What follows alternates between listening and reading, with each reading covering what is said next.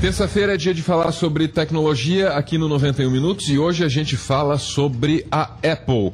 Uma empresa fundada por Steve Jobs, mas não só por ele, também pelo Stephen Wozniak.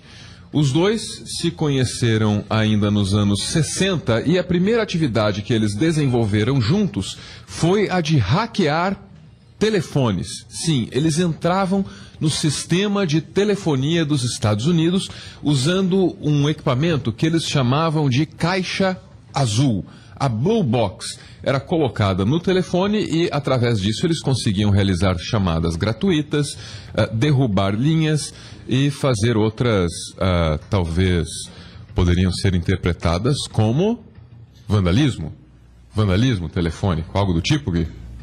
É mais ou menos isso, ou o pioneirismo de coisas que estavam por vir, como telefonia IP gratuita, o Skype, coisas do gênero, né? Acho que, mas eles fizeram aquela coisa normal que os jovens gostam de fazer, se rebelar, tentar mudar status, etc., e criaram uma empresa de sucesso.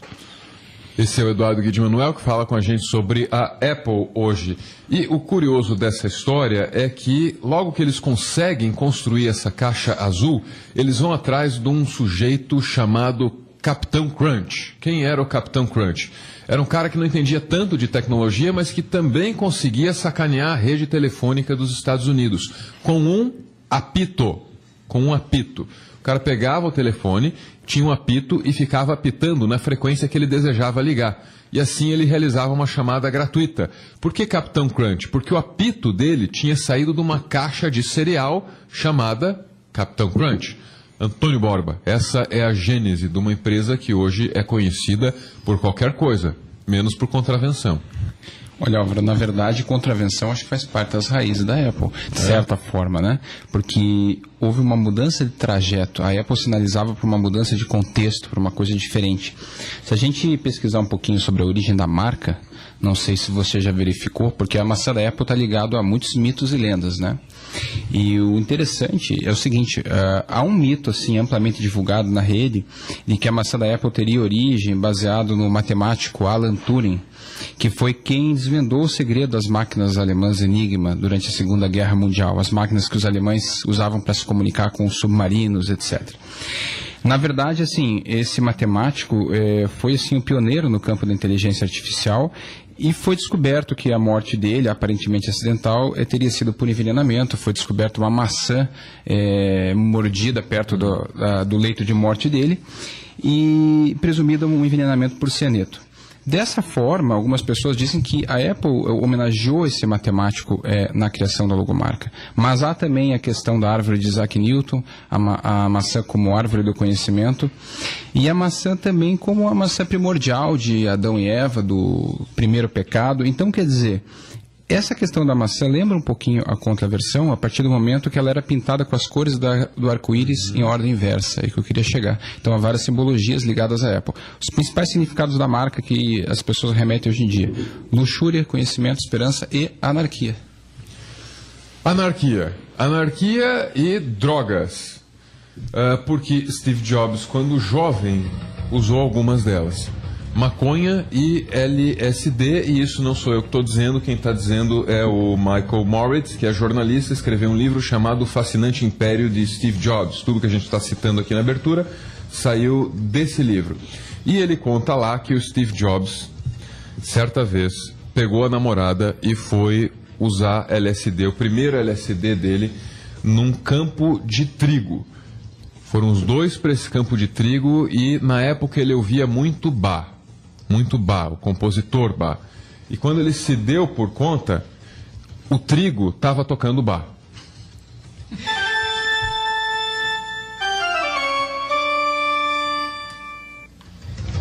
Tenebroso, Beatriz Kunze. Bom dia. Bom dia, Álvaro ouvintes, tudo bem? Tudo bem. O que dá para dizer sobre isso? O que das raízes da Apple sobrevive ainda hoje? Toda a cultura, né? Se a gente for reparar bem, quem que idolatra a marca hoje são nerds, geeks, né? Os amantes da tecnologia. E eles nasceram nesse meio também, né?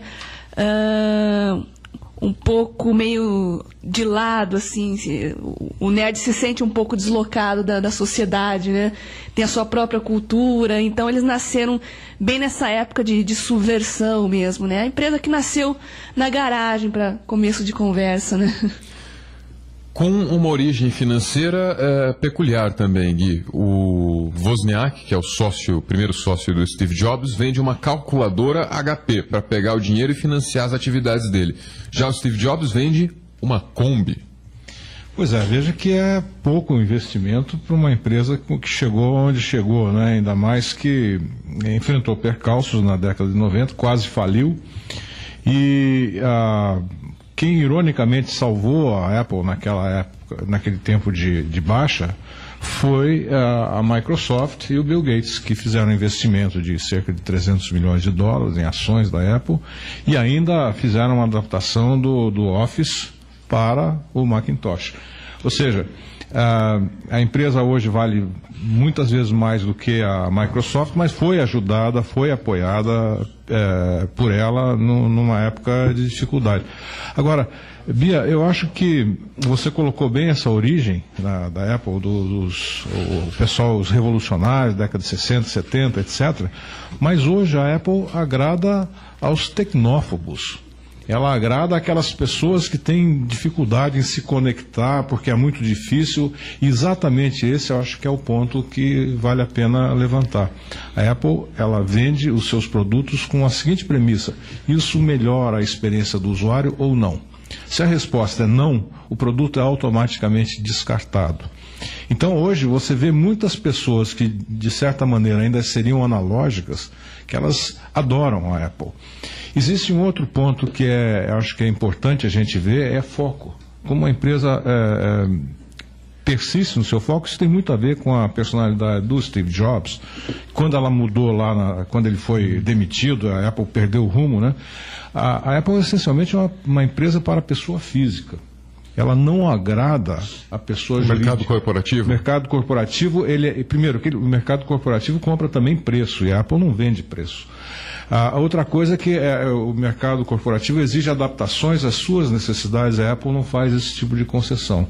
Mas é muito comum, se você vai hoje nos aeroportos, nos bares, nos cafés, nos restaurantes, enfim, nos lobbies de hotel, você vai ver muitos executivos que nas suas pessoas jurídicas, nas suas empresas, têm ambientes Windows ou outros IBM, enfim, acabam usando o Mac para si, ou tem um iPad, um iPhone, etc., embora ele use o BlackBerry no mundo corporativo. A outra coisa, a gente pode comentar depois, são 6 pontos que eu acho que são fundamentais para explicar o sucesso da Apple, porque ela é tão amada e ao mesmo tempo tão odiada no mundo. A gente tem aqui um trecho de um discurso do Steve Jobs, um discurso de formatura, né? Ele foi chamado para ser paraninfo do pessoal de Stanford. A gente já toca nesse assunto de novo. Antes disso, o recado obrigatório aqui, do sorteio. Estava esquecendo disso. Hoje tem um par de ingressos, mais 2 chopps Heineken para o quarta Personalidades do Rock do Sheridans, que vai ter a banda MacGyvers tocando Ramones. E aí tem a Semana Território. Dessa vez, você concorre a um kit inverno, que tem blusa segunda pele, luva, meia e gorro. Tá boa a coisa aqui hoje, hein?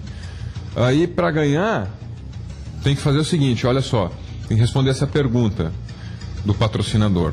Na Território, você encontra roupa que é usada em contato direto com a pele e conhecida como primeira peça no sistema de camadas que protege do frio. Como é que é o nome dessa roupa? Qual roupa? Primeira peça no sistema de camadas que protege o frio. Se você não souber, o Google deve saber. Responda por SMS para 8446-7538. Você participa também pelo telefone 33 31 83 00 e tem o Twitter, que é o @91rock. Agora sim, vamos a esse discurso do Steve Jobs, que é uma coisa que ajuda a gente a delinear a personalidade dele. A gente vai ouvir o trecho em inglês e eu vou fazer uma tradução livre aqui por cima, mas bem livre mesmo. Vamos lá. Truth be told, Verdade seja dita, eu nunca me formei na faculdade e isso é o mais perto que eu já cheguei de uma formatura. Hoje eu quero contar 3 histórias da minha vida. Nada grande, só 3 histórias. A primeira história é sobre saber ligar os pontos.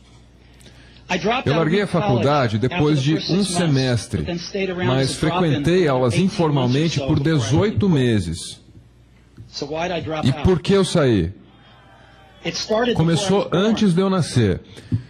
Minha mãe biológica não era formada em nada. Ela decidiu me colocar para adoção, mas queria muito que eu fosse adotado por um casal formado, um advogado e sua esposa. Então tudo estava certo, mas na hora H o casal desistiu que queria uma menina. Então meus pais receberam uma ligação. Vocês querem um menino? Eles disseram sim, claro. Aí, meus pais receberam uma ligação. Já deu essa parte, peraí.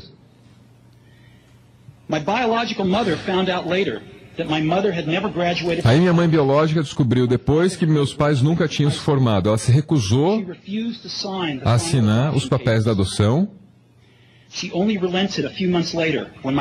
E só fez isso meses depois, quando meus pais prometeram que eu ia para a faculdade.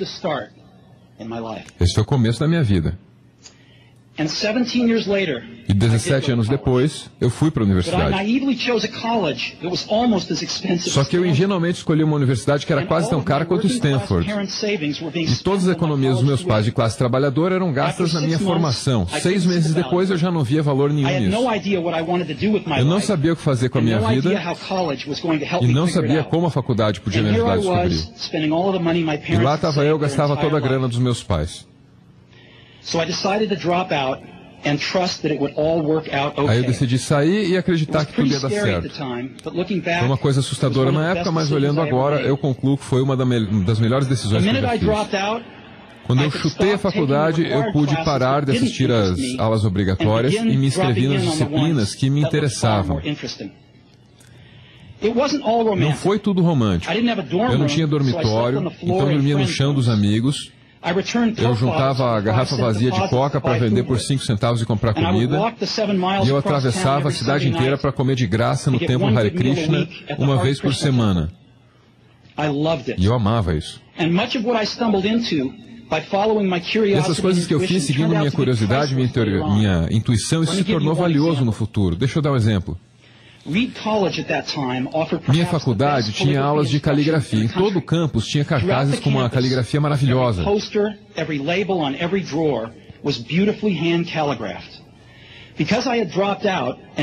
Como eu já não tinha mais que ir para as aulas obrigatórias, eu fui fazer o curso de caligrafia. Aprendi sobre serifa, sobre espaço, sobre combinações de letras. Aprendi o que há de grande em uma grande tipografia. Era lindo, era histórico, era artístico, era subjetivo de um jeito que a ciência não captava. E eu achei fascinante. Na época, nada disso tinha um papel prático na minha vida, mas 10 anos depois, quando a gente fez o primeiro Mac, colocamos tudo isso no Mac. Foi o primeiro computador com uma bela tipografia. Se eu não tivesse feito aquela aula de caligrafia, o Mac não teria vários tipos de letras ou espaços proporcionais. E como o Windows copiou o Mac, talvez nenhum computador jamais tivesse isso. Até que deu certo, mais ou menos, né? O que a gente pode concluir aí é o seguinte: ele está sempre espetando o concorrente, né? E outra, ele, enquanto jovem, tinha uma personalidade um pouco instável, não conseguiu ficar na universidade muito tempo. E mesmo os parceiros dele, no início da Apple, o definem como um sujeito despótico, intragável, difícil. Talvez tenha sido por isso que ele tenha sido demitido da própria empresa que ele criou anos mais tarde, Gui, ou não?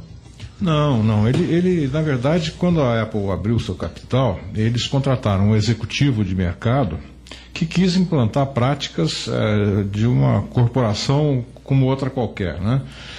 Isso na cultura da Apple foi uma revolução que acabou não dando certo. E na hora de achar o culpado, ele foi escolhido, o Steve Jobs foi escolhido, foi demitido, né?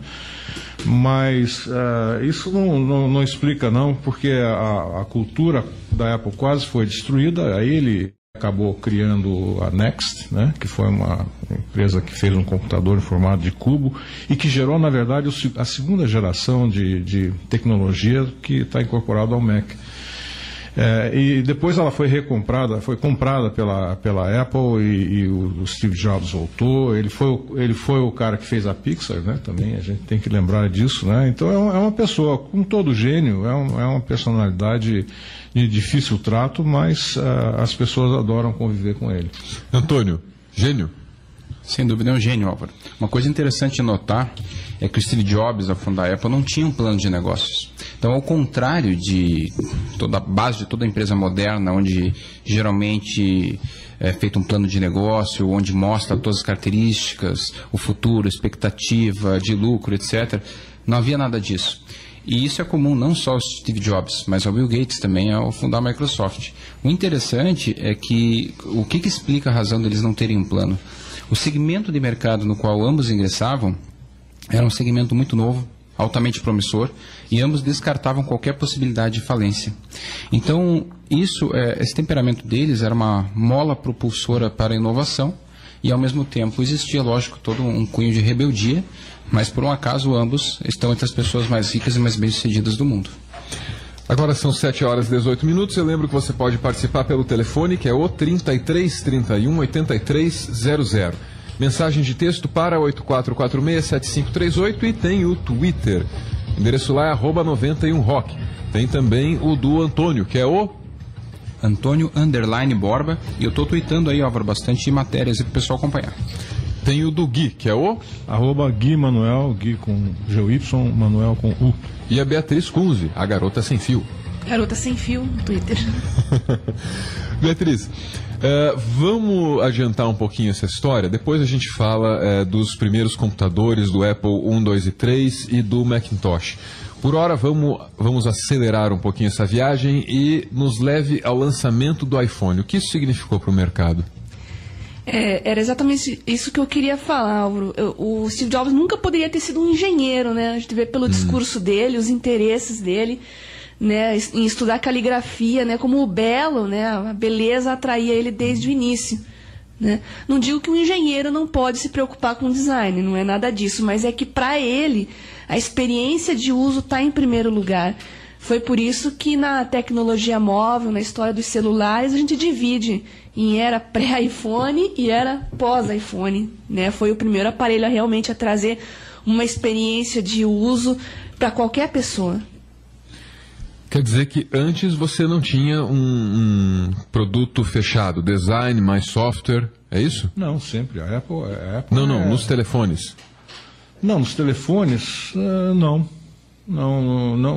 Dessa maneira, como a gente conhece do smartphone, até essa era do smartphone. Mas se você pensar bem, a rainha dos telefones, até recentemente, ainda é a campeã de vendas, é a Nokia, né?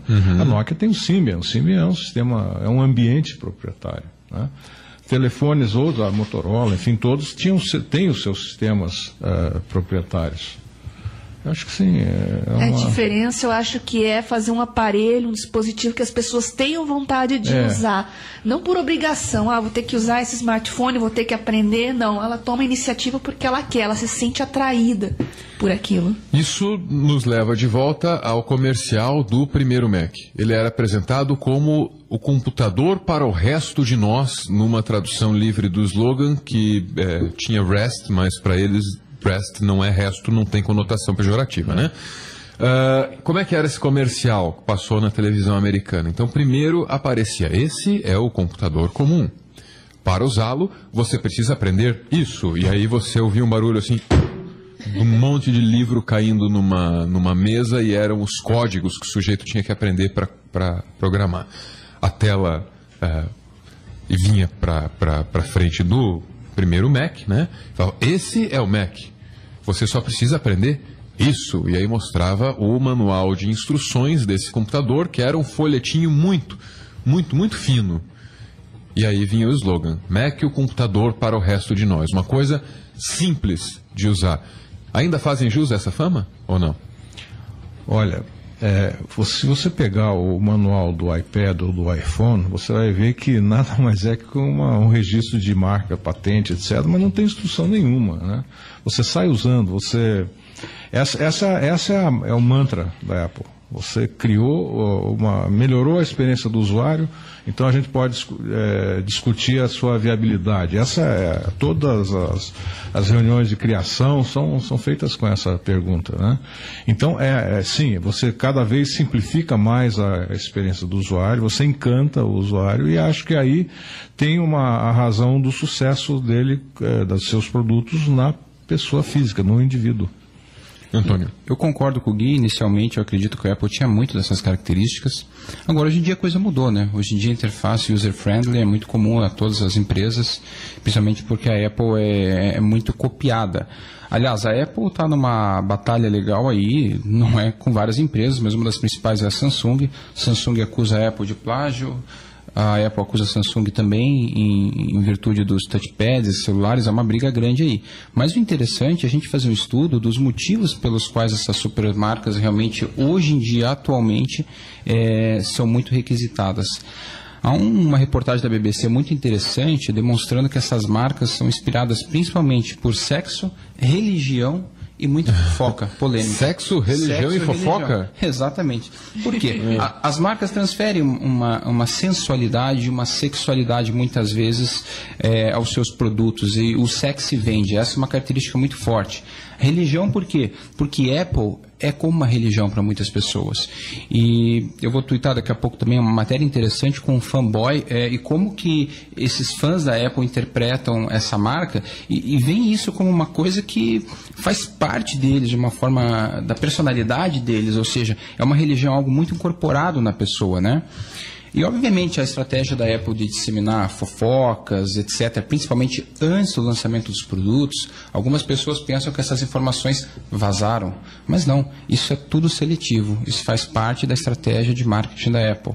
Aliás, Álvaro, é importante dizer, a Apple lida com o marketing da expectativa ou estratégia de escassez. Ela vai soltando pequenas informações na imprensa relativo ao seu próximo produto.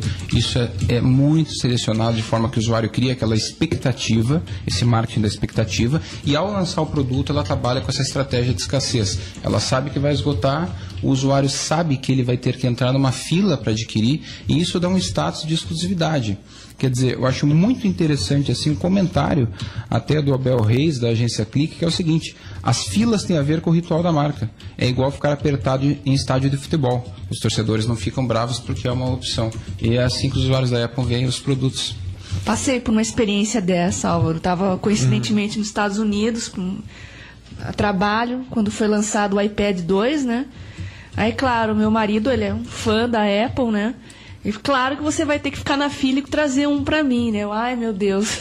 Você ficou na fila? Então, eu tive uma sorte, porque eu falei, olha, a hora que a fila esvaziar, eu tava num restaurante perto e tinha mais gente interessada. Ó, tem pouca gente lá agora, vamos ver se tem ainda, e fui. E realmente, a maneira como, desde que você entra na loja, desde o momento que você coloca o pé dentro da loja, a maneira como você é tratado...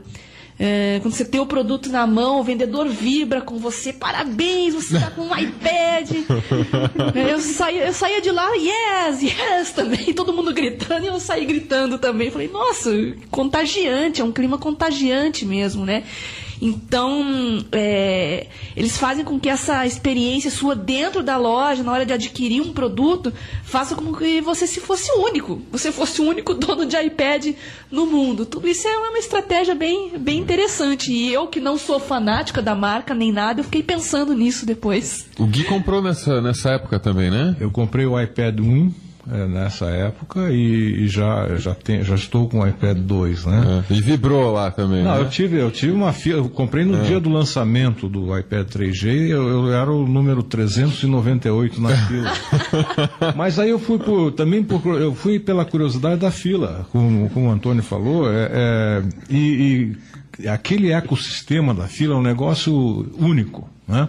Porque também principalmente se você entrar antes da loja abrir, você começa a ser brindado com um copo d'água para esperar, o pessoal passa de patinho e começa a conversar com... É um show. Né? Os vendedores são treinados para fazer e para dar um show. Mas sobre a mídia espontânea que a Apple gera, agora, olha só que a gente está fazendo isso, né? O lançamento do iPad foi precedido de muita fofoca, mas também do direcionamento dessa fofoca, né? 5 grandes jornalistas dos principais meios, principais veículos americanos foram brindados com protótipos ou com insights do que estava acontecendo, né? E eles começaram a gerar as possibilidades de futuro, isso entrou nas redes sociais e o pessoal devolvia com isso. Bom, depois que o produto foi lançado no mercado, o pessoal de mídia começou a avaliar quanto custaria uma campanha de lançamento do iPad. E chegaram a um número, $700 milhões. Nenhum produto no mundo, nem um Rolls Royce, nem um carro popular, nem perfume, nem roupa, nada tem essa verba à sua disposição. Portanto, esse lado marketing da Apple é feito com extrema competência. E isso é uma coisa que os concorrentes não conseguem copiar. Por quê? Primeiro porque eles competem entre si. Quando você fala hoje em telefones, principalmente smartphone, você tem 2 ambientes que concorrem com a Apple. Um é o ambiente do Android e o outro é o ambiente Windows Phone. O BlackBerry é um segmento corporativo único, particular, mas esses 2, daqui a alguns anos, eles vão superar a Apple em vendas. O ambiente Windows Phone vai ser o segundo e o ambiente Android já é o primeiro. Mas, como são muitas marcas, cada um tem que mostrar a diferença do seu Android em relação ao Android do outro, em relação do Windows Phone ao outro. A minha tela sensível ao toque... A Apple diz assim, eu sou Apple. Então, ela vai ser, como marca, como empresa, aquela que vai vender mais produtos. Inclusive, hoje, se você pegar qual é a empresa que vende mais computadores, laptops, por exemplo, é a Apple. Mas ela não é líder de mercado. Mas, do outro lado, também eles têm uma coisa que qualquer empresa adora. As margens são gordas. As margens dos produtos da Apple são muito gordas. Então, a empresa vai, hoje, não pode não ser verdade daqui à frente, mas os analistas de Wall Street dizem assim, a Apple pode ser a primeira empresa a atingir um valor de mercado de $1 trilhão. Ela já está valendo, sei lá, 350 bilhões, 400 bilhões, alguma coisa assim. É a segunda empresa mais valiosa do mercado, né? Então, esse controle do seu mercado, todo o planejamento de controle do mercado, da sua marca e do encantamento do usuário é uma coisa única.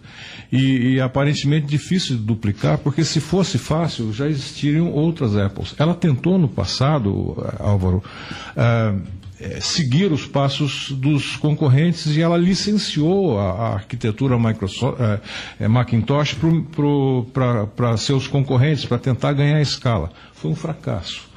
Ela voltou atrás com o retorno do Steve Jobs e ela cria coisas e às vezes ela cria fracassos. Eu postei no meu blog uma história dos fracassos da Apple. Sempre em cima de tecnologia, o Lisa foi o primeiro grande computador pessoal que tinha grandes diferenciais, antecedeu o Macintosh e foi um fracasso. E mais recentemente, agora, mês passado, a Apple matou o Mobile Me, que é a nuvenzinha deles, para lançar o iCloud, que é um negócio muito mais sofisticado. Nada disso, não é porque eles estão lançando um produto melhor, não é que o outro é muito ruim. É um produto mal concebido, mal avaliado pelos clientes, né? Eu, inclusive, você paga uma assinatura para ter um serviço que é desconexo, é ruim, ele não sincroniza a agenda, ele falha. E mesmo assim, as pessoas não reclamam, não vão nos PROCONs da vida. É uma coisa incrível. Mesmo nas coisas ruins, a imagem parece que não macula. Não sei que... Não que tem... vem essa questão da religião, né, Gui? O povo realmente tem uma devoção pela Apple. Os fãs são fãs de carteirinha, né? E uma coisa interessante, acho que dá para complementar muito bem o que você falou, a Apple realmente ela não recorre mais à propaganda como ela fazia anteriormente. A marca é notória e a estratégia é outra. Existe um autor de um livro, o livro é A Cabeça de Steve Jobs. Isso é bom livro. E ele comenta assim, interessante, eventos da Apple são um teatro de marketing ensinados para a imprensa mundial. Eles não têm nada de casuais, contam com uma precisão que impressionaria um general, que vai ao encontro que a gente estava falando agora, né? Ou seja, a Apple sempre comunica para o mundo antes de lançar um produto. Eu tenho um segredo, adivinhe qual é? E essa expectativa também turbina as vendas. Hoje a gente fala sobre a Apple no quadro de tecnologia aqui do 91 Minutos. Em 2005... uma conferência conseguiu a façanha de colocar Bill Gates e Steve Jobs sentados lado a lado, os dois pioneiros da indústria, os dois rivais conversando. E para abrir essa conversa, os jornalistas pediram que um falasse sobre a contribuição do outro para o mundo. E é isso que a gente vai ouvir aqui agora naquele sistema de tradução simultânea livre. Muito, muito livre. Vamos ouvir. Bill built the first software company. Então, o Bill construiu a primeira empresa de software da indústria. E eu acho que ele fez isso antes de qualquer um na indústria entendesse o que era uma empresa de software, exceto por esses caras. Isso foi grande, muito grande. E o modelo de negócios que eles seguiram deu muito certo para toda a indústria.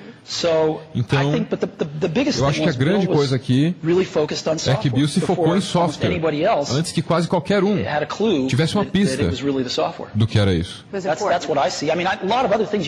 o que eu vejo. Tem muitas coisas que podem ser ditas, mas essa é a principal. Eu acho que construir uma empresa é muito difícil. Isso exige habilidade de persuadir para contratar as melhores pessoas que você conseguir e manter elas na sua equipe, trabalhando, fazendo o melhor trabalho das suas vidas. E Bill teve isso por todos esses anos. Agora, o Bill Gates fala sobre o Steve Jobs. Bom, a primeira coisa que eu quero dizer é que eu não sou Steve Jobs fake.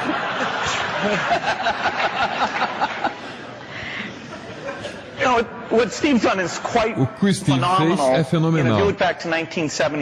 Em 77, o Apple II, o computador para ser vendido em massa, isso era uma aposta só da Apple.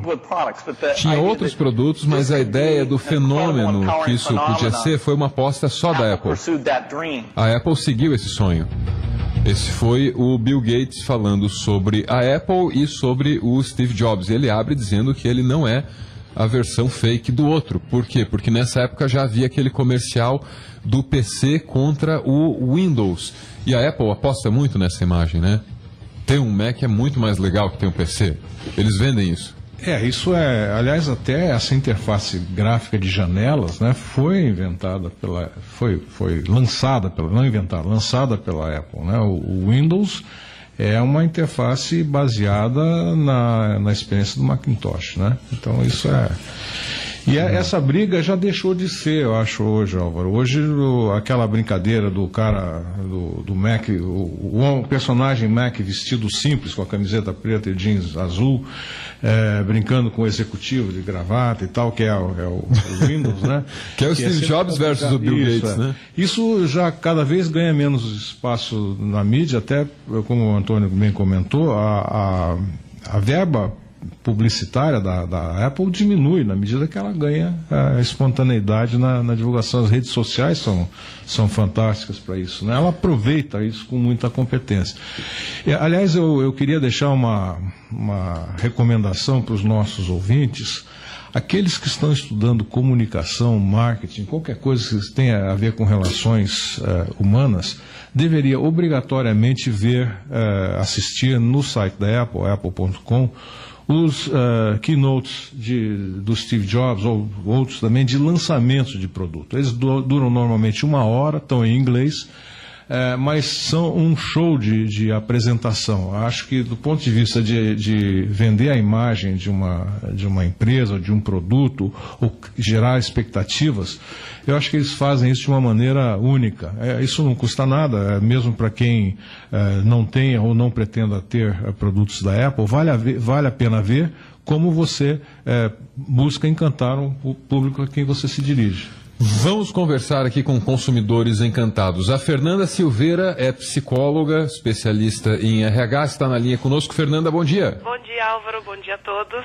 Fernanda já esteve com a gente aqui num debate anterior. Dessa vez ela fala como usuária dos sistemas Apple. Você usa um Mac como computador e um iPhone como smartphone, é isso? Exatamente. Está satisfeita? Bastante. Por quê? O que tem de diferente com a sua experiência anterior? Eu acho que a palavra-chave é a usabilidade. A Mac, ela te permite não saber nada e ainda assim saber fazer. O produto é muito fácil de aprender a mexer, é muito simples de você instalar, desinstalar as coisas e tudo roda, tudo é muito tranquilo. Trabalhar, ele não trava, isso não é, pelo menos comigo nunca aconteceu. Então, é claro, o design fala muito alto também. Você está com um produto que tem um valor de marca muito grande, ele se vende sozinho para você, né? Você não precisa fazer nenhum esforço para gostar de um Mac. Essa é a minha experiência com o Mac, né? Eu já estou programando o meu próximo. Está programando o seu próximo? Estou programando o meu próximo. Qual é? Eu tenho um MacBook branco, né? Aquele branquinho, e ele não roda algumas coisas que eu gostaria que ele rodasse, mas isso por uma questão de placa de vídeo, e eu quero trocar aí por um Pro, né? Que é o profissional. Que aí tem mais capacidade, tem você mais poderia capacidade. fazer outras tarefas com o rodar computador. outros jogos, rodar outras coisas que o branco ainda não tem essa força. Sabe que o seu relato me lembra muito uma coluna do Pedro Doria no Caderno de Tecnologia do Estado de São Paulo, né? Ele diz o seguinte aqui, ó. Os produtos são econômicos no número de botões e entradas na quantidade de comandos. Fazer muito com pouco, qualidade raríssima. Quem começa a usar um produto Apple logo percebe o terceiro nível estético, que é ordem sutil, diz o Pedro Doria. Aquilo que procuramos está sempre onde vamos buscar primeiro. Tudo simplesmente funciona e funciona de forma intuitiva. A estética de Steve Jobs não é barroca, conclui Doria, é zen. É por aí? Exatamente. Ele não abre milhões de janelinhas te perguntando: você tem certeza que quer fazer isso? Você tem certeza que quer instalar esse programa? É tudo muito simples. Eu me divido aí entre usar um PC no trabalho e usar o meu Mac à noite. Então, é muito diferente a forma como você trabalha com como você trabalha com outros comandos. Você tem que adaptar a tua cabeça. O próprio mouse, que é também uma coisa, ele é muito diferente. A minha mãe veio mexer no meu mouse e ela na hora já aprendeu que você passa o dedo, ele vai abaixando a página. Eu não precisei explicar: mãe, funciona assim. A hora que eu cheguei, ela já estava se dando super bem com o mouse, né? Então, você vê que ele faz um produto que a pessoa senta, ela aprende a mexer, você não precisa dizer nada para ela. Então, realmente é muito diferente aí. O próprio iPhone também é uma facilidade que não tem como comparar aí com nenhum outro celular, ou outro smartphone que eu já tive. Ô, Fernanda, eu li para você a parte boa, né? Boa sobre a Apple do artigo do Pedro Doria, mas ele começa elogiando para descer a lenha no fato do Steve Jobs fazer sistemas fechados e depois ficar criando regras sobre o que entra e o que não entra nesse sistema. Isso porque recentemente tomou-se a decisão de que não, pornografia não. E aí o Doria escreve: gosto de Steve Jobs, mas a ideia de estar livre da pornografia me ofende. Na Inglaterra vitoriana, Oscar Wilde foi preso por ser gay e imoral. James Joyce também já foi acusado de pornografia. Ulisses é uma das obras-primas do século XX. Pouquíssimos escritores foram inovadores do gênero, gente que percebeu que entre duas capas e algumas páginas era possível contar uma história de forma radicalmente diferente e ainda revelar algo de profundo sobre o que é o ser humano no caminho. Então ele relembra aqui dos grandes escritores para fazer uma defesa da pornografia. Vai. Você tem algumas limitações. Existem alguns programas que rodam no Windows que não rodam da mesma maneira no Mac, mas eu acho que é tudo uma questão de você adaptar. Eu não uso MSN, O MSN para Mac é ruim. Pois é, então, pornografia é de menos. O problema é que não entra flash, não entra o que mais. Quem quer acessar esse tipo de coisa não necessariamente aí vai o fazer de um Mac, né? Quem quer dá um jeito, né? Hoje você consegue fazer uma VirtualBox, ou você consegue instalar o Windows dentro do Mac, isso é uma realidade. Você consegue, se é necessário para você usar produtos ou softwares que só rodam em Windows, você tem como fazer isso dentro de um Mac, né? Mas não vejo a necessidade. Hoje existem produtos e é muito mais barato você comprar software para o Mac. Eu tenho aqui o Microsoft Office no meu Mac, eu paguei R$70 no produto, com 3 licenças. O Antônio tem uma pergunta aqui para você. Eu queria comentar assim, a respeito desse depoimento da Fernanda, muito interessante, porque isso mostra que a Apple sabe fazer muito bem o branding dela. Ou seja, a personalidade da marca Apple é ligada a emoções e estilo de vida, aspirações, sonhos, poder, e unir as pessoas através da tecnologia. Porém, uma das coisas que a Apple prega muito, que é a liberdade novamente adquirida que ela tenta passar nos seus produtos, cai um pouco por terra nesse artigo aí que o Álvaro comentou. Porque o que acontece? Essa questão do flash estar fora da linha Apple, desculpe assim o termo, mas é uma tremenda sacanagem do Steve Jobs. Tenta explicar para a gente o que é flash direitinho, para o ouvinte médio conseguir saber o que ele não faz com o tal do flash. Então, o flash, Álvaro, é plenamente utilizado em todos os sites da web. Eu, como tendo uma empresa de desenvolvimento web, a gente sabe que o flash é inerente a todas as páginas. Algumas pessoas não gostam de animações em flash, mas a verdade é que o flash se tornou um plugin tão amplamente divulgado que ele já se tornou padrão em todos os navegadores. E não há como você dispensar o flash a sites que você só consegue navegar tendo flash, e o usuário final gosta dessa interação. Então, o fato de os produtos da Apple estarem deixando de fora o flash, como o caso do iPad, iPhone, você depender de programas craqueados, de você depender de quebrar a segurança para poder rodar, é um absurdo, é uma contradição. Isso vai contra todo o processo, assim, todo o que o Steve Jobs prega sobre liberdade. E muitas pessoas não conseguem usar o Apple profissionalmente porque dependem de uma série de testes de compatibilidade e de softwares que estão mais disponíveis para a linha PC. Isso que a Fernanda falou de ter um sistema operacional rodando dentro do outro, também vai contra toda essa questão de usabilidade e facilidade de uso da Apple. Quer dizer, o usuário comum, um pouco mais leigo, ele está muito longe de conseguir fazer isso, não é verdade? Fernanda Silveira, quer responder? Não, eu concordo com o que o Antônio disse. Existe realmente isso. Não é todo mundo que consegue fazer. Eu mesma não consigo, né? Passo para a mão de quem aí entende melhor do que eu. Eu fiquei por muito tempo com o Windows rodando para rodar uma plataforma de jogo que não existia para Mac. Hoje já existe. Eu acho que a tendência é que os produtores de software entendam que o Mac exige outras maneiras de se rodar o programa e que façam isso, né, existir. Hoje o Mac é mais acessível para as pessoas, né? Se você comparar com preços de outros notebooks, ele está ali, na média, né? E a tendência, eu acredito, é que os softwares venham a funcionar em Mac aí num futuro muito próximo, a gente tenha tudo rodando tanto para Windows quanto para Mac. Muito obrigado, Fernando. Bom dia. Bom dia. Essa foi a Fernanda Silveira, usuária de Mac, conversando com a gente. Daqui a pouco a gente conversa com o usuário que é o contrário dela. O cara que não quer ver Mac, mas nem pintado de ouro. Gui? Pois é, eu acho que esse tema de estar no sistema proprietário, fechado ou não, é uma opção, né? Você tem a opção, tem o pessoal que não gosta. Eu acho que pelo conforto, pela segurança, eu como pessoa jurídica, não sou Mac, mas como pessoa física sou, e bastante feliz. Agora, eu queria comentar, Antônio, sobre o Flash. Na verdade, é uma briga corporativa entre duas plataformas proprietárias, uma da Apple, outra da Adobe, né? E parece que a tendência futura é a adoção do HTML5, que vai todo mundo usar, essa briga parece que já está com o resultado, o score cantado, que eu acho que a Apple ganha. Hoje é uma restrição séria para muitos, para acesso a muitos sites, mas à medida que cada dia que passa você vai ver que o pessoal está mudando, ou reescreve seus sites usando HTML5 ou dispensando o Flash simplesmente, mas eu não vejo o Flash evoluindo como uma plataforma de uma linguagem de gráfica de vídeo para animação de sites no futuro previsível. Vamos dizer, 5 anos eu vejo que o Flash, a Adobe vai ter que se reinventar de outro jeito.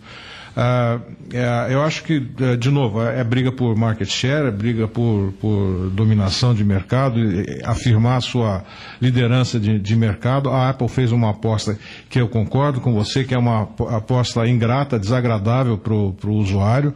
Ela pega muita gente no contrapé que quer desenvolver soluções, mas, enfim... ninguém é obrigado a ter um Mac.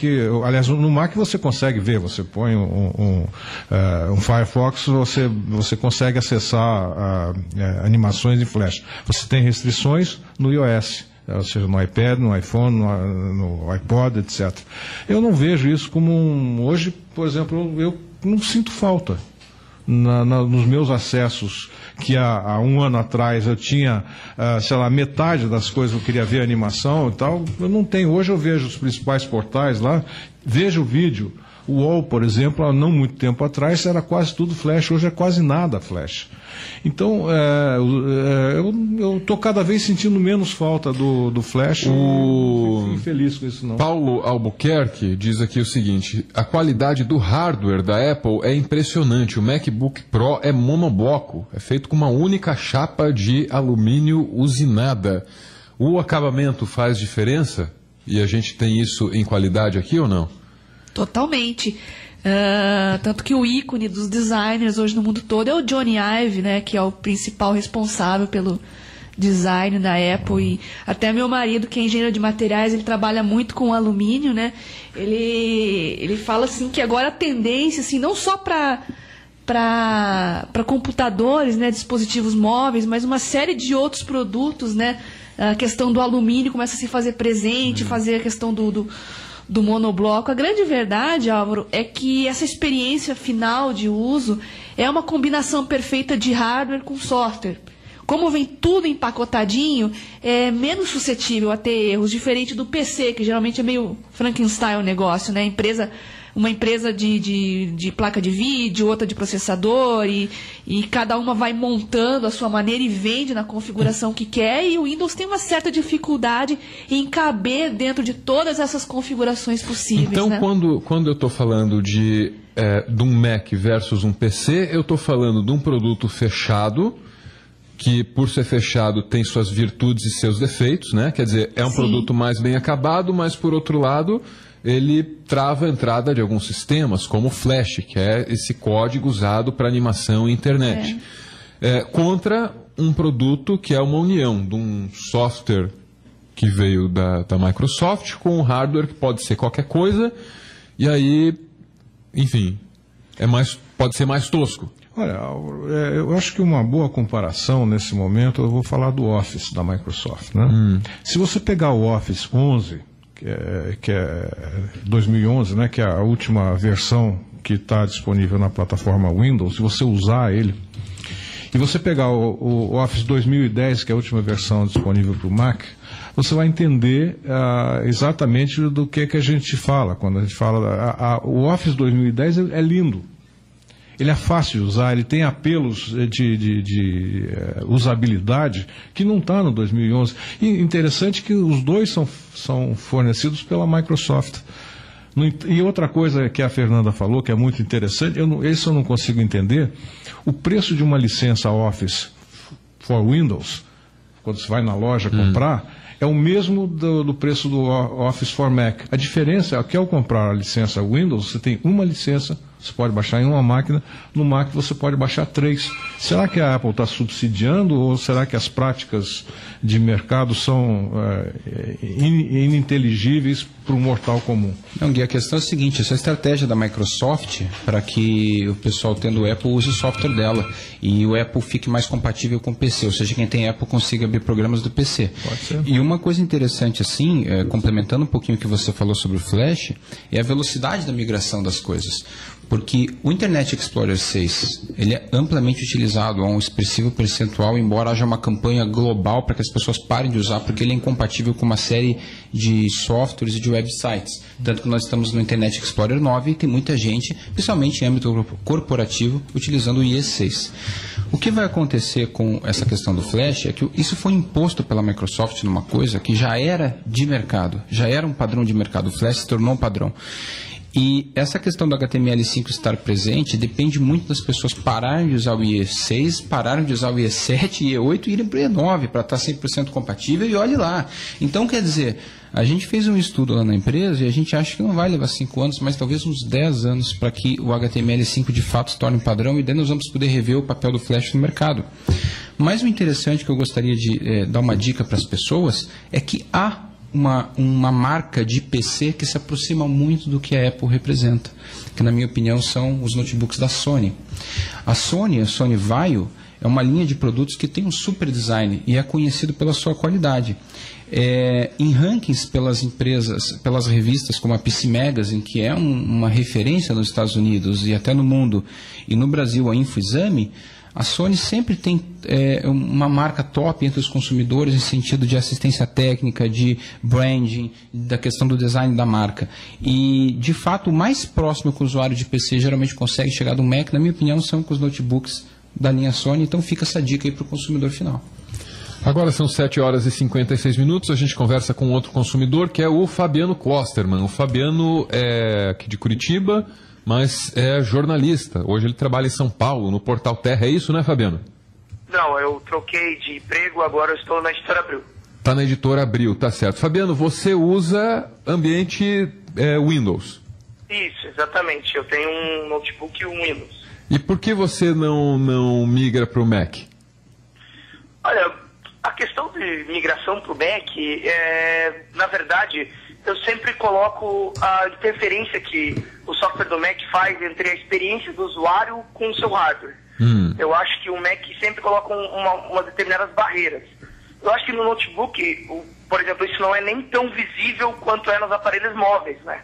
Como o iPad, o iPhone, que o software da Apple acaba privando o usuário da experiência completa do hardware dele, né? Ele tem um grande hardware, um celular muito bom, ele tem um tablet muito bom e ele não pode usar todos os benefícios disso porque o Jobs determinou que isso vai ter que ser terceirizado por uma outra empresa ou isso vai ter que ser feito por venda de conteúdo, a pessoa não vai poder gerar o próprio conteúdo dela, não vai poder produzir o conteúdo dela e por que não, talvez até baixar conteúdo da internet de outras pessoas ou até mesmo falando de filmes piratas ou outros downloads que não são considerados legais. Peraí, quando você fala assim, eu posso concluir então que quem usa um produto da Apple está mais exposto à ganância corporativa, é isso? Não digo ganância corporativa. Vamos dizer que assim que o produto da Apple é um produto mais bem acabado para ganhar dinheiro com isso. Tem mais acabamento para arrancar dinheiro do usuário final, é isso? Não digo arrancar dinheiro do usuário final. Não vamos falar desses termos. A questão do produto da Apple, ao meu ver, é que ele ainda é um produto que se vende também pelo... Como é que é? Na verdade é o valor projetado, digamos assim. Não é o valor real. Eu pago num notebook Mac que tem uma configuração X. Ele tem um processador Intel Core i5, ele tem 4 GB de RAM, ele tem um disco rígido de 750 GB, ele tem uma placa de vídeo X. Certo? Eu pago nele muito mais do que eu pago num PC que tem a mesma configuração. Por que eu faço isso? Entendeu? Eu preciso entender a racionalidade das pessoas para fazer isso. O sistema operacional do Mac funciona melhor. Eu até concordo. Pode funcionar melhor. Ele trava menos que um PC, por exemplo. Agora, eu tenho muito menos software para colocar no sistema Mac do que no sistema PC. Muito menos. Ou até mesmo muito menos que no sistema Linux. Todos os softwares que eu tenho para Mac são um inverso do que acontece, por exemplo, nos apps de celular. A App Store, que tem ligado ao iPhone, ao iPad, tem muito mais aplicativos do que, por exemplo, a Windows Marketplace da Microsoft, que é para o Windows Phone, muito mais do que o Android Market, que é do Google. Mas quando você chega para o PC, é muito menos. Então, a minha conclusão é que tem muita gente que paga pelo Mac por design. Ele é mais bonitinho. Tá comprando o design, tá comprando a marca e tá comprando a possibilidade de ser assim, cool. Isso, diferente dos outros. Entendi. Alguém quer discordar do Fabiano aqui na mesa? A gente pode fazer agora, daí ele responde lá. Concordo totalmente com ele. Ele está correto. Tá correto. Não tem um argumento contra você aqui, Fabiano. Aí não dá. Mas eu acho que, com certeza, eu tenho amigos designers que vão discordar de mim. Porque eles usam o Mac e realmente para algumas coisas o Mac tem uma qualidade melhor. Ele é um pouco mais robusto. Mas justamente ele é mais robusto porque ele é uma coisa mais fechada. Ele tem uma combinação, a combinação software-hardware, ela casa melhor. Por quê? Porque é mais fechado. Tá. Se você for pensar pelo lado de um PC, o Windows trava. Mas por que o Windows trava? Porque muita gente escreve aplicativos para o Windows. Muita gente. Então, às vezes eu posso ter um aplicativo que não foi escrito, digamos, ele não é tão bem acabado. Certo? E aí ele trava, obviamente. Eu baixei um aplicativo que não sabe casar direito com o meu hardware, justamente porque o Windows é mais... Não vou dizer que o Windows é libertário, porque eu não sou também tão louco. A Microsoft não é o software livre do mundo, entendeu? Obviamente que não. Mas eu entendo o lado deles que eles tiveram que fazer um programa que vai rodar com 1 milhão de configurações diferentes. Entendi. Na Apple, não. Na Apple, tem coisas certificadas que são para Apple. Você não pode mudar aquilo. Fabiano, na mesa aqui a gente tem gente munida de iPad, etc. E ninguém resolveu discordar de você, nem nada. Agora, você foi trollar os produtos Apple aí no Facebook, o que aconteceu? Conta pra gente lá. Olha, o problema de trollar os produtos da Apple, porque a Apple realmente oferece, obviamente eu também não sou louco de negar isso, uma experiência, como é que eu vou dizer, uma experiência muito boa para o usuário médio.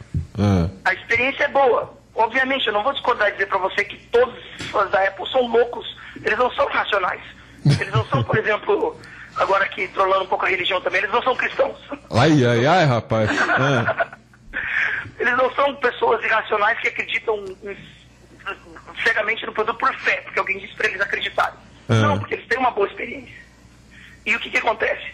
Para as pessoas que têm uma boa experiência, você chega e fala mal do produto que elas gostam, elas vão discordar de você. Certo? Minha questão com a Apple, basicamente, é que eu tenho problemas com alguém que quer vender produtos brasileiros e não quer adaptar um teclado, sabe? Eu não vejo nenhum notebook de PC para vender aí que não tenha cedilha, ou que não tenha os acentos que a gente usa no dia a dia. Agora, quando eu pego um Apple, eu preciso ficar procurando acentos, eu preciso ficar procurando o jeito que coloca. Os fãs dizem que você se acostuma rapidinho e que é melhor assim. Já escutou essa ou não? Melhor assim. Mas a questão que eu vejo é, o teclado Windows é dessa forma, o teclado Linux é dessa forma, o teclado DOS, eu sou do tempo do DOS, eu usava linha de comando. Eu comecei, e algumas coisas até hoje eu prefiro usar linha de comando, para ser bem sincero. Eu sou da época que a gente usava esse tipo de... Era dessa forma. E os teclados, desde o tempo que eu conheço, são dessa forma. E aí vem o cara para dizer que eu tenho que mudar. E eu fico pensando, se Mac fosse tão bom, por que não é um software separado do hardware? Por que eu não posso instalar um Mac OS no meu PC? Tá feito o contraponto. Exatamente. O que eu acho é, se o Mac OS fosse tão bom e fosse uma salvação da humanidade, como tem gente que quer me vender, eles deixavam instalar no meu PC, sem ter que fazer jailbreak. Tá ok. Muito obrigado, Fabiano. Um bom dia. Beleza, então, rapaz. Um abraço. Esse foi o Fabiano Klosterman, jornalista curitibano aqui direto de São Paulo. A gente vai finalizar essa conversa. Eduardo Guide Manuel, conclusões, considerações finais. Bom, a polêmica é grande, rende bastante debate. Nem falamos do lado online da Apple, das lojas de música, de vídeo, de livros, né? Enquanto isso eu baixei o Ulysses James Joyce gratuito aqui no meu iPad, né? Mas na verdade o mundo cabe pessoal que gosta da Apple, pessoal que não conhece, que vai conhecer, pessoal que detesta. Existem argumentos prós e contra em todos os ambientes, né? Mas decididamente a gente vive num mundo onde, no mundo Apple, onde ele é mais confortável, ele é mais caro, mais charmoso, ele tem seus defeitos, tem suas incompatibilidades. Mas você acaba acostumando, pegando o argumento do nosso jornalista, do problema do teclado, você tem que se adaptar a um teclado que, por exemplo, não tem cedilha, não tem tio, então, mas para isso você consegue se adaptar. Na verdade, ou você faz isso ou você está na ditadura da ABNT, que define o padrão ABNT 2, que você tem que usar aquilo ao padrão do Brasil. O errado não é a ABNT ou o teclado da Apple, o errado é o teclado. O teclado é uma interface antinatural que você tem que acabar, porque senão você fica com tendinite. E as tecnologias que estão chegando no mercado acabam por tornar o teclado cada vez menos relevante, assim como o mouse. Né? Então, mas o debate é longo, ele não se esgota numa hora, vai muito longe. Mais uma vez, Álvaro, foi um prazer estar aqui trocando essas ideias com os ouvintes, com os debatedores e com os ouvintes do 91 Minutos. Eu registro aqui as participações do Gustavo Moraes, do Glaucio Elias, da Ana, da Carolina e da Josiane. Muita coisa ficou de fora aqui e realmente foi pouco tempo para bastante assunto. Antônio Borba, muito obrigado pela sua presença. Considerações finais. Álvaro, até sugiro um segundo debate para a gente continuar a discussão, tem muita coisa a ser falada. Eu gostaria de finalizar só citando alguns dados da Apple de um infográfico recente atualizado na Keynote de junho agora de 2011. O que acontece é o seguinte, alguns dados muito legais. 130 milhões de livros são baixados por ano na App Store, 5 bilhões de apps, 5 mil músicas são vendidas por minuto. E uma coisa muito interessante, o Game Center da Apple conquistou 50 milhões de usuários em 9 meses, enquanto o Live da Microsoft conquistou 30 milhões de usuários em 8 anos.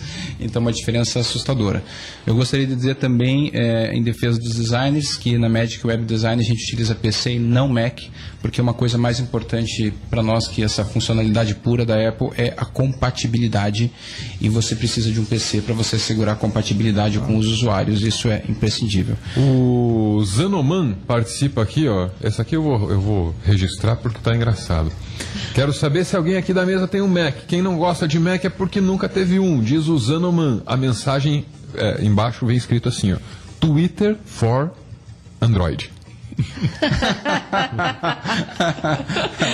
É brincadeira. Mas vamos responder rapidinho lá. Já fica sugestão aí agora para o próximo debate sobre Android. Não, mas eu acho que, Álvaro, a gente tem que pensar assim, quando a gente coloca Apple na questão, a gente está falando de um produto diferenciado, por que não um produto de luxo, né? Assim como tem uma calça jeans que você pode pagar R$50, você pode pagar R$1.000. É claro que o fã da marca sempre vai falar que o corte é perfeito, que o tecido tem 1000 qualidades. Mas claro, a gente está pagando pelo luxo, está pagando pela marca também. E eu quase toda semana estou recebendo um e-mail de leitores falando muito do incentivo do governo para a fabricação de tablets. E falo, será que eu vou ter um iPad aí por menos de R$1.000? Olha, nem que o governo corte todos os impostos, pegue mão de obra escrava para fazer, não é interesse da Apple baratear os seus produtos. Eles não trabalham com escala, né? Eles querem essa diferenciação. E pode ter certeza, a partir do momento que tiver aparelho demais da Apple no mercado, eles vão dar um jeito de diferenciar e começar tudo de novo esse processo para beneficiar 1% para voltar a se sentir exclusivo, né? Muito obrigado, Beatriz Kunze, muito obrigado, Antônio Borba, muito obrigado, Gui. Para terminar, eu acho que a gente tem ali um registro em áudio do Bill Gates no começo dos anos 80 elogiando o primeiro Macintosh da Apple. Temos? Travou. É Mac ou Windows isso aí? Well, to create a new standard, it takes something that's not just a little bit different. It takes something that's really new. Para criar um padrão, você precisa de alguma coisa que não traga só uma inovação, uma coisa totalmente nova que você precisa. E o Macintosh é o único que vai para esse padrão. E aí ele é aplaudido. Porque o Bill Gates fazia software para o Mac, né? Software e sócio da Apple, né? Foi sócio, mas isso nos anos 90, quando chutaram o Steve Jobs, né? Não, a Microsoft ainda é acionista da Apple. Quanto? Que porcentagem Não tem? sei, é uma porcentagem pequena, mas eles ainda são acionistas relevantes. E aí os fãs ficam brigando e todo mundo está ganhando dinheiro, é isso? Todo mundo, e nós pagamos Só a os conta. fãs que brigam, Álvaro. No fundo, todo mundo ali é parceiro comercial. Quem briga mesmo é Isso só... é que nem política, no fundo, todo mundo é amigo, né? É a grande lição do dia, senhores. 8:09, intervalo.